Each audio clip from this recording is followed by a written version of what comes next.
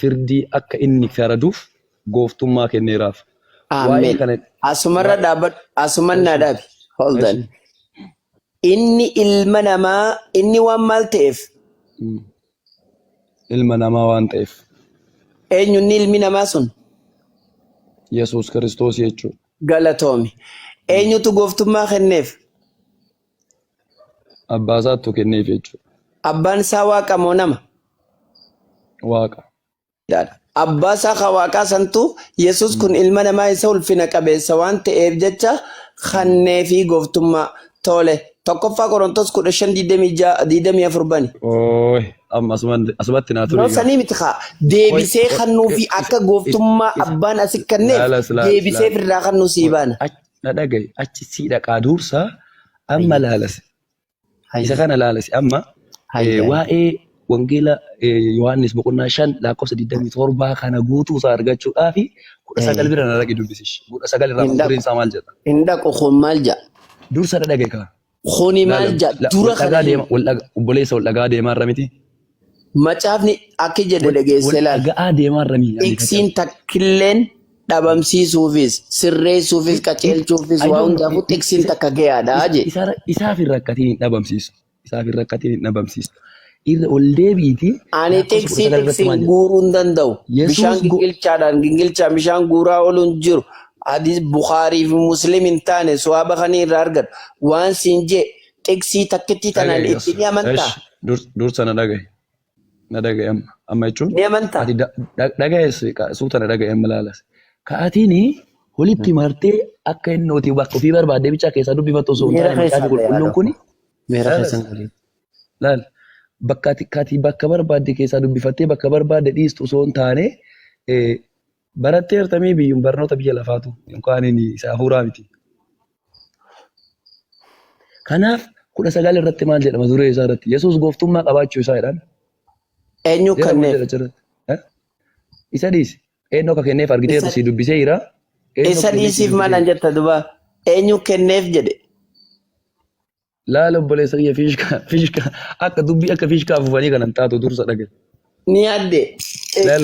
Fiishkaati. Laalas. Hara garee urufaa. Dhagaye asna dhagaye dursa obboleessa. Laalas.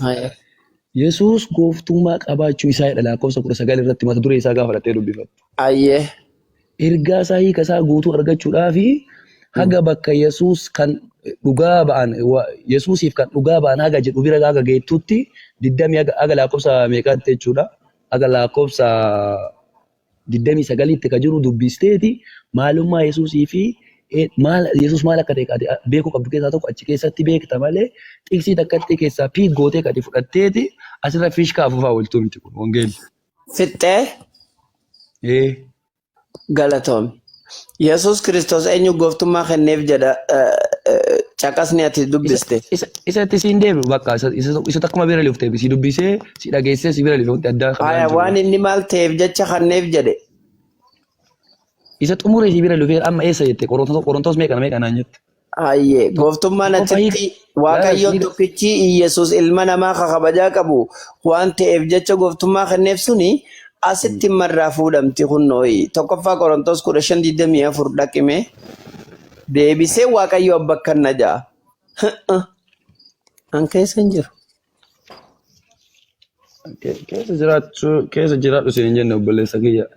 Ayyaa tokko. Jechuun kiyya deebisuu suniin baana abshir jedhi. Ani si jaalladha koo Waaqayyo jaalala. Waaqayyo jaalala ta'uu isaa waati natti himtaa miti dursa na dhaga'iitoo. Maal jechuun Qorontos tokkoffaa meeqa naan jette? Tokkoffaa Qorontos 15:24 maqaa isaatiin beekamsi kan Waaqayyooti walii keessanitti hin gunguminaa jaa Yesuus. Kanaaf jecha isaatti amante jireenyas ta'uu isaa beekiga. Ani sitti hin gungumu haadha koo. Kanaafu. Ameen jedheetuma fudhachuu garuu garaa nan danda'u. Akkas hin dandeenye shi beekaa lakkoofsa meeqarraa naan jettu 15 jettee? Lakkoofsa 24. Boqonnaa 15. 24. 24. Boqonnaa 15 24. Eeshi. Obsaan eeggadhu. Rakkinan qabu lafee xiyya.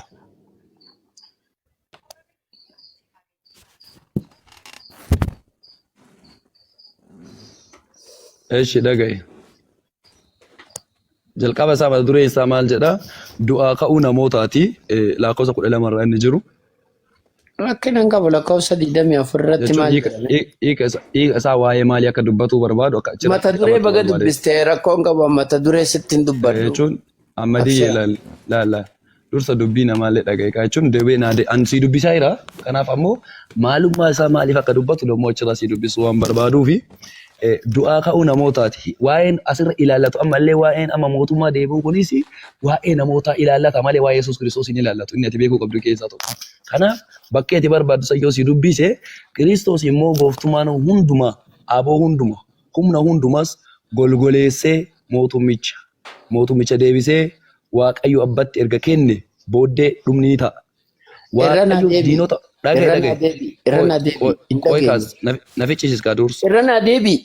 na ficcisiiskaa dursa siin jeera sii deebi'aa raaba. Guututtu si dhaggeeffadhaa irra deebiin jee. Laal kaas sii dubbisaa jira na dhagaye kaa jechuudha. Irra deebi. Irra sii deebi'aa na dhagaye. Guutuu isaa kan argattu meeqatti siin jechuu barbaadeeti hamma 28tti sii dubbisa na dhagaye guutuu isaa argachuu. Akkasiin fadhaanilleen. Okay dhagayesh. Kanaaf Kiristoos immoo gooftummaan hundumaa aboo hundumaas humna hundumaas golgoleessee mootummicha deebisee Waaqayyo abbatti erga kenne booddee dhumni ni ta'a. Waaqayyo diinota hunduma miila isaa jala hamma kaa'uufitti Kiristoos mootu ta'a. Agartee? Oofeeti. Hundumaa booddee diina keenya du'atu golgoleeffama. Diina keenya du'atu golgoleeffama. Ni qullaa'an. Waaqayyo wanta hundumaa miilaan isaa jala galcheera. Eegalee miila eenyu jala galche? Miila Yesuus Kiristoos jala galche jechuudha. Kiristoos miila Kiristoos jala galcheera erga dheebooda yommuu jedhu Waaqayyo inni waan hundumaa miila Kiristoos jala galchee immoo ofii isaatii miila jala akka hin galin mul'ataadha. Waaqayyo jala yommuu galfamu ilmi immoo ofii isaatii Waaqayyo isaa waan hundumaa miila isaa jala galche jala ni gala. Akkasitti Waaqayyo karaa hundumaa waan hundumarra ta'a. Halleluuyaa amman tana xumurree jira galatoon. Yesuus gooftummaa hundumaa aboo hundumaa humna hundumaas golgoleessee mootummicha Waaqayyo abbatti erga kenne booddee dhumni hin taa'amoon ta'u. Yesuus mootummaadhaas humnaas golgoleessee aboos gooftummaas Waaqayyo abbatti hin deebisa moo hin deebisu? Hin deebisa. Galatoomi. Naaf ati walii galee ammaan booda wanta kaanillee si mormu galatoomi. Tole Waaqayyoon miila Kiristoos jala waa hunduma kaayee moo keenya? Kaayeera. Macaafa qulqulluun dubbataa miree san macaafa qulqulluun dubbatu naa dhiisisa. Galatoomi ayyee haadhoko. Waaqayyoo miila Waaqayyoo jala Kiristoos miila Waaqayyoon miila Kiristoos jala yommuu kaayu waa hunda miila Kiristoos jala gaafa galchu Waaqayyoon ofii isaatii miila Kiristoos jala galee jira moo hin galle? San dhageesseerta irra si deebisaa jira bira karaa si ayidu. No haadho ko bar kabajumaanii si gaafadhe please wal qeequu fi wal tuquu. Isa koo akka hin galle lafa kaayee dubbatee bira darbee. Akka hin galle galatoon. Okay. Kiristoos Yesuus immoo Waaqayyo isa miila isaa jala waa hunda galche kana ifiif saatiifuu Kiristoos miila Waaqayyoo jala ni gala moo hin galu? Hin gala.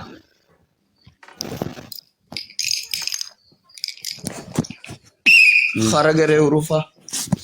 Eeshi. Galatoomii. Geessidee jechuudhaati.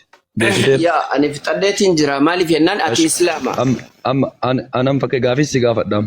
Islaamoytee jirta haadhoko. Na dhagaye obboleessa. Islaamummaan anamma gaafii si gaafadha. Baga nagayaan dhufte. Dhagaye obboleessa kiyya gaafii si gaafadha. Masgiiduma sitti aanu dheeyite salaat. Dhagaye ilaali. Hayyaa. Osoo kafarin jajjabeessu mooyyuu ustaas osoo nu kan kafarin jajjabeessinu xiqqoo. Jajjabeessee yaa'oo. Laali Ahmed eenyus akka gidduu galuun barbaadu amma na dhagaye. Yoo sodaattee baate waan si godhuun qabu yookaan ammoo gidduu eenyus akka galuun barbaadu naa deebi'as. Lakki faarfata akka ittiin kafarre suma jajjabeessuu fi nuukaa deebi'e. Isa miti laali yooni an kassuu gaar maalat alcarras kun kassuu gaar. Fixxanii roofat deemisiin jedhan immoo amma garee roofaa keessa jira si fuudhee deemuuf. Dhagaye obboleessa kiyya. Hin fitne isa wajjin laali. Amma dubbiin isaa sirriini maal akka ta'e otoo hin beekne asirraa ka wocaan miti wanti isaa. Siigalee. Laga waan hin sodaadhe namni kafaruuf deema. Mee Hayyaa. sodaa miti na dursa dhagaye. Jalqaba as deebi isa inni akka deebi'ee isa gaafii gaafadhe xumuruu barbaade. Yoo gaafii isa gaafadhu sanii na gaafadhu yoo jette si gaafachuu danda'a. Gaafadhu gaafii maa isa gaafadhu waan san keessan deebii nama kan Soo deebis isa naa deebis isa lixa isa naa deebis. Iya gaafadhu. Ustaaz Adeemu. gaafatu qaama. Amma gaafatame ustaaz.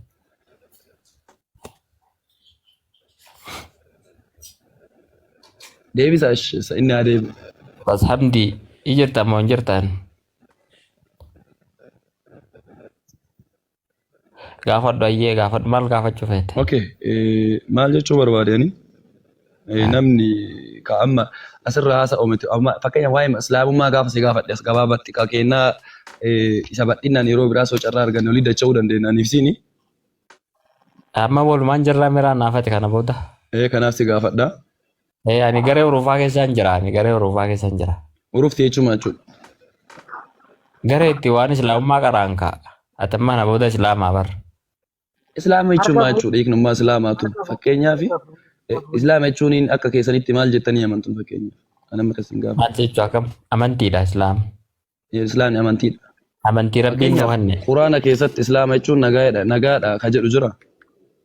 Anama waan nageenya oomisitti haasaa kan siin jedhe islaamni amantiidhaan jira. Amantii rabbiin hordofaan waa beekannaan ol geettanii mas gubbatte. Abba. Oyyee. Amantii rabbiin hordofaan hunjeeti. Amantii kanaan malee jannata naqxanii amantii kana qofaatu isiniif karaan hin jedhe rabbiin nu kenne. Eessarra jira maca quraana keessa? Eessa jira naa baase naa kennita? Suuraa sadaffaa ayyaata 19. Suuraa sadaffaa boqonnaa 3 lakkoofsa 19. Gaafii takka dhumaa siin gaafadhu keessaa si gaafadhee meebii yeroo gurgurtaate ammaa hundi taate isa meebii qura'annoo isaa ammaa fayyadannoo irratti hin arganne quraan irratti waan hin arganneef isaa makallattiidhaan inni si gaafadhu kan waa'ee islaamummaatii wal qabatee fakkeenyaaf nabii keenya rabbi eebbise dhagaarta miti nabii keenya rabbi eebbise salaata 55 deebisee dhanii amanan fakkeenyaaf akka seera musliimaatti. Maal jettee? Nabii keenya rabbi eebbise salaata 55 deebisee dhabee amanama miti. Ani baa wallahi bakka san hin geenye. Hin geenye. Assalamu alaikum. Deebi'eetiin jira. Gabbeetiin deebi'ee bara. Eegaan dhufaa jeetiin kute. Sorry. Waan 55 yoo yaasawa maali ustaazi? Shaneen sin dhagayin wallahi firishkaasitti hafuufti. Kana barisin ko amma laali asirratti ustaaz maal jettanii haasoftan malee abbaa caalii jira lakka.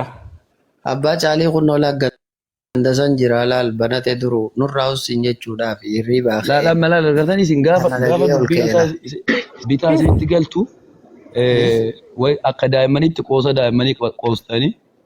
Aadoo ko atiin kun addis gabiidha. Maaluma rakkatte gaafii waan addis gabiidha. Animmoo. Isa gaafatu bakka ustaazamdi. gaafatu isaa. Dhiisaa warri ettee kun nurraa gabbuu abu'as gubbaadha. Maali uffati kana? Isin hundi siidhaa moo jiraatu? Dhaggeeffadhaa mee dhaggeeffadhaa walaa dhageenyu. Ka gaaffii asii gaafatamu gaafatamaa ka isa sun gaafannu gaafannaa wal wajjin jaalalaa fi tokkummaan itti deemna. Guddaas maayikii qabadhu.